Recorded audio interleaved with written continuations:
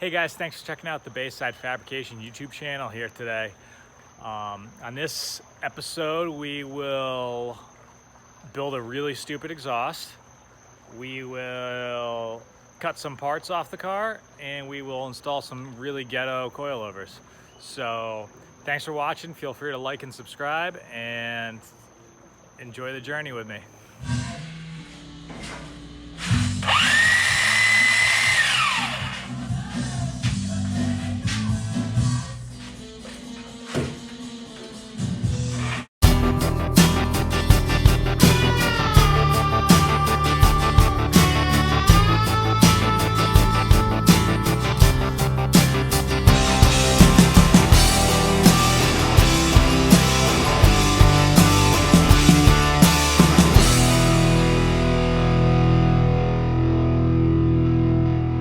What a difference a day makes. So as you'll see, I wound up trimming a little more here.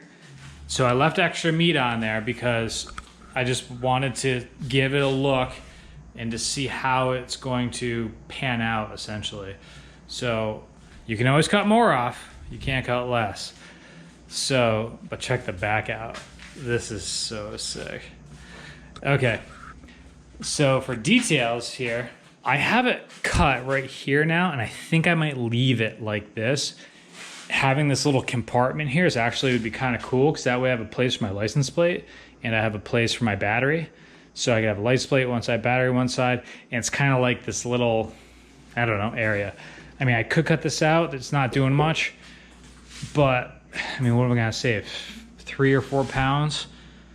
I don't know if it's gonna be worth it, because I almost like the aesthetics of that. And at this point, we're down to, according to my bathroom scale, about 2,000 pounds. And I still have a little more to go, but we're getting pretty close to the end of the line here. Right, this thing is small. It is small. And also the radiator. I don't know what I'm gonna do with the radiator. I don't know if I wanna leave it in front. I might put the radiator in the back. It's a little more work, but it gives you that cool factor for sure. So, yeah. It's just one of these things. These things escalate rapidly. So, I wasn't planning on doing radiator in the back, but now that I'm looking at it, I think an intercooler, just an intercooler with a tubular, bumper type thing tying into the strut towers would be pretty rad. And then just ditching the whole radiator, moving it to the back, and that's that, So imagine, if you will, here's our exhaust manifold stock. These are flips, so our turbo would be like right here. I don't know. Just thinking about it. But right now, I'm just getting these, I'm gonna get the suspension off. I still have a lot more body stuff to cut off, but the suspension, I wanna just get this out of here, get the new stuff on here, clear up a little floor room in my shop, get this thing to the ride height that I want it to kind of be at. I mean, we'll make adjustments there, but we'll get at the right ride height and all that stuff, just so it completes the look. And when I do bumpers and the bash bars and things like that, I'll know how high or low and whatnot I wanna do those. So I'm gonna pop these out here. I already got the strut assemblies, all the bolts taken off, so we'll just pop these out. They're in.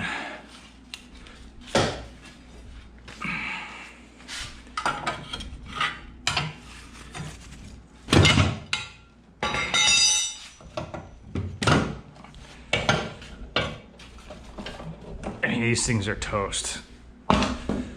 Absolutely toast. Sometimes you can just pry them. Yeah, these will come right out.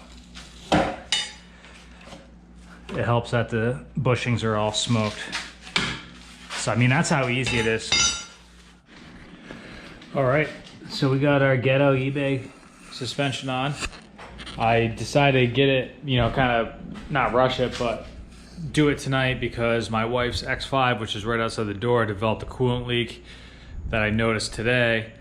and I want to get that in here because it's air conditioned, and right now it's super humid and hot and it just sucks to work outside. So I wrenched on a little bit today out there, the X5 that is, and it's going to be a little more of an involved job. So either way, I installed these guys. I had some issues with the spacers that go inside the top spherical bearing here. They were like not even close to being anything that could work. So I wound up having to cut them, machine them down a little bit because the height would not allow me to even get anywhere close to threading this nut on. So other than that, it wasn't a big deal.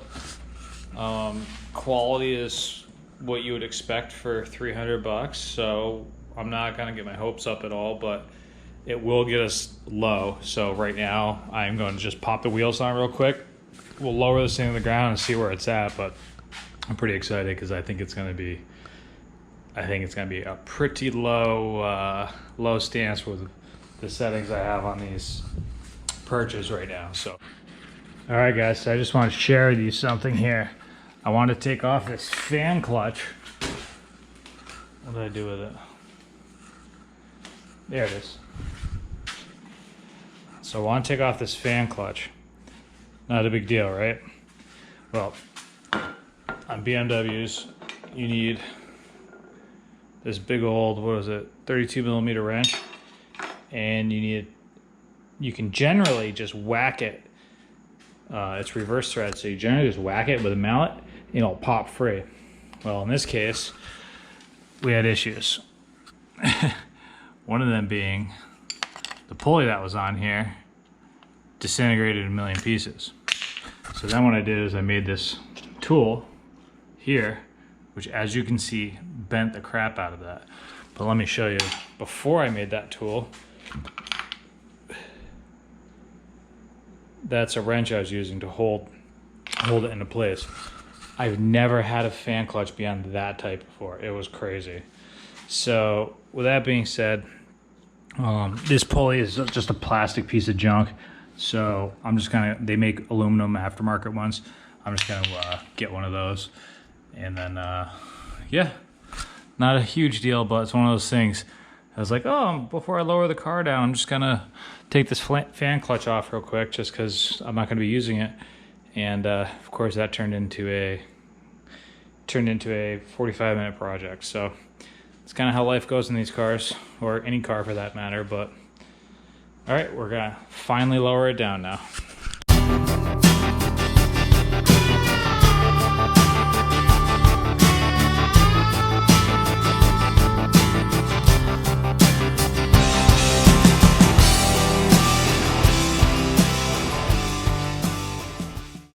Okay, we just pushed it outside, getting a different perspective on it, just to see how small it is now that it's low. And it is a tiny little guy. So the only thing I'm probably gonna deal with is these rear shocks being that bright yellow are not really doing it for me. So I think I might just scuff those up and rattle can them black and kind of make it a little more low key back here. But I can't wait to start in this cage. It sucks. Well, it doesn't suck, but I have orders to work on and things to finish up, so I can't really start it today. But I should have a big dent in it by the weekend. So making it happen little by little. I did get all these parts ordered for the water pump and all that stuff, the pulley, and I got a valve cover gasket coming. I got the center support bearing and the Gibo. So those should all be here soon, and I will start throwing those parts on. And I also want to toss the M50 intake manifold on pretty soon, just to get everything cleaned up as much as possible before we really start doing anything special. So I know I already filmed this, but I just started taking it apart. Look at this. This just fell off.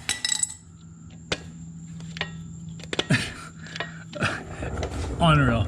And look at this is probably the most unbelievable thing I've ever seen. I know we got a weird light situation going on, but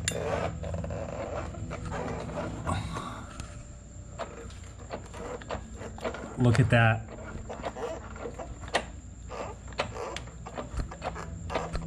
Absolutely unbelievable.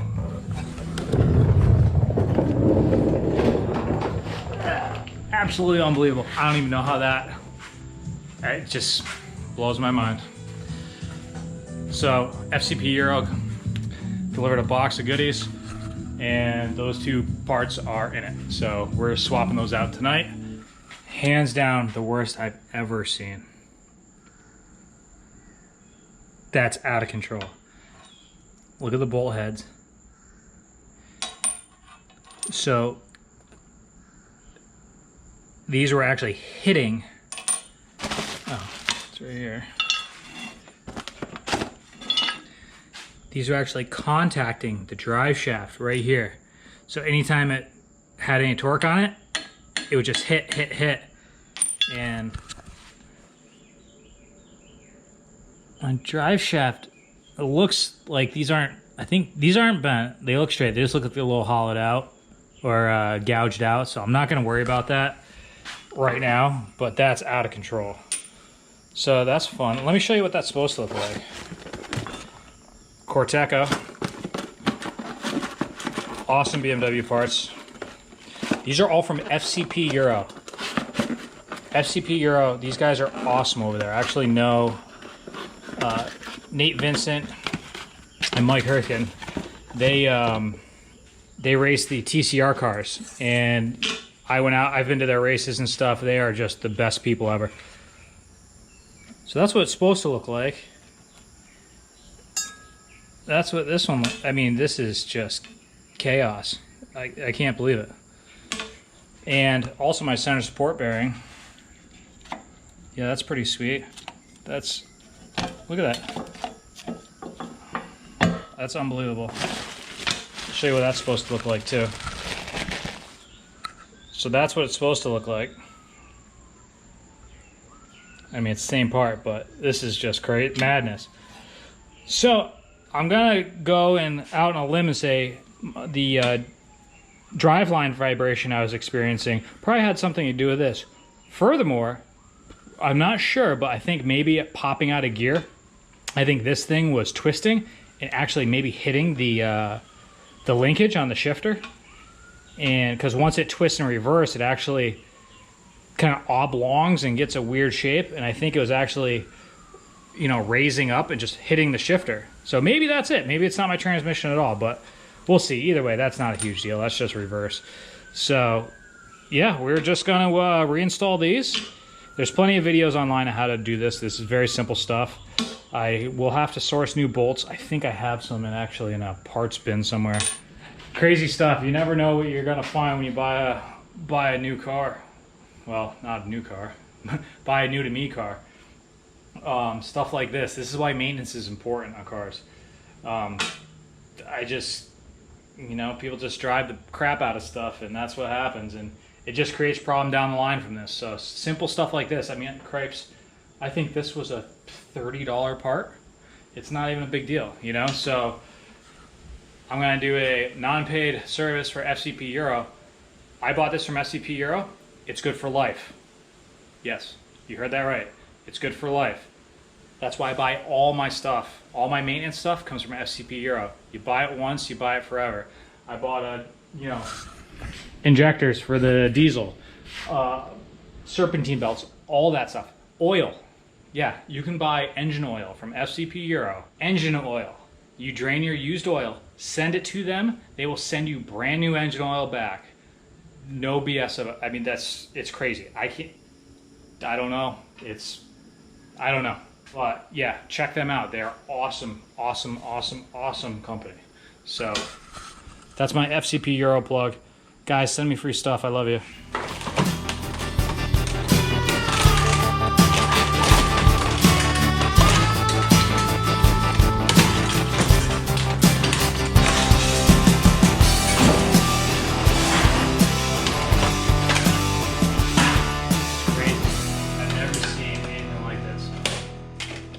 From the Florida heat. So I'm from New England originally, so everything's usually rotted. But look at it. From the sun. it just turns into glass. I mean, this is out of control. Now I do need to maintain the VIN number because this car is going to be street legal. And by street legal, I mean it's going to have turn signals, brake lights, windshield wipers. I'm leaving those. And what else will I have? Headlights. I guess that's about it. But we're in Florida, so street legal is very loosely interpreted. So guys, I can't stress to you how crazy this is right now. I literally just took this entire dash out with my hands. I didn't use one tool. It just disintegrated. Everything about it is so fragile. I hope that's, well, I'm only imagine that's gonna be in somebody's future trying to restore one of these era vehicles back to its glory days. 20 years from now is gonna, I mean, cripes, this is only a 2010. What year is this? This is a 2000, so it's a 20-year-old car. So, I mean, that's really not that old. I'm used to messing with E30s, which are 15 years older than that. They don't do this kind of nonsense, so. All right, well, we're gonna carry on. So a couple things I did last night. These are gonna be fun. So just to be obnoxious, I just tack welded on these freaking pipes, just, I don't know, just because it's funny and stupid. So that's not, obviously not staying like that, but it will be for the time being. And now I deleted my power steering cooler. So what I'm doing is just relocating the power steering reservoir. I think I'm gonna relocate it right to here. This line was too short to keep in the stock factory position. So I'm just gonna move it over here. I mean, doesn't really matter where it goes, but we're gonna do that, get the radiator back on, and then I'm done with the engine stuff for now. Yeah, once I get the radiator on and everything back together, I'll I'll fire it up. Oh, also want to note my aluminum pulley came in. We are going to fire it up. I just got the radiator back on. I had to reroute this overflow hose because it was all cracked and busted up.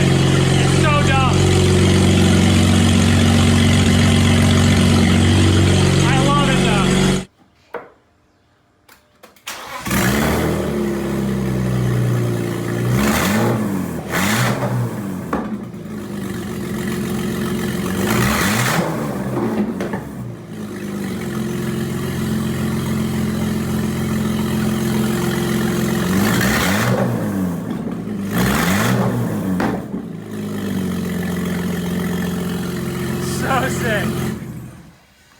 All right. I don't want to piss off my neighbors too bad. That's ridiculous. All right, guys, thanks for watching. I know you just saw the car running, but you're like, hey, why aren't you ripping it? Stay tuned to the Faster Proms YouTube channel. We actually had the opportunity to take it out, what was it, yesterday. It was raining, it was ridiculous. The car ran okay. It had some bogging issues that I'm gonna sort out. I think it's just coils and plugs or something. I didn't have my camera on me or anything like that, but yeah, it's pretty silly and it was fun. So check out the Faster Proms YouTube channel for that stuff. And I am now finally gonna start working on the cage. I'm done with the motor stuff. The next video will probably be the M50 intake manifold. You probably saw it on there. I took a lot of time on that manifold to really get involved with it and how I did it. So the next video will probably just be how to do an M50 intake manifold, OBD1 intake manifold onto a M52 TU engine. So I'm sure there's a lot of videos out there, people who've done it, but this is just my experience and how I did it. So if you're interested, stay tuned for that. And then stay tuned for videos of it ripping, because they're gonna slowly come in now that it runs. But it is fun, it's ridiculous, it's short, it's not fast, but it's light, and it's just crazy. So feel free to like and subscribe, and thanks for watching, guys.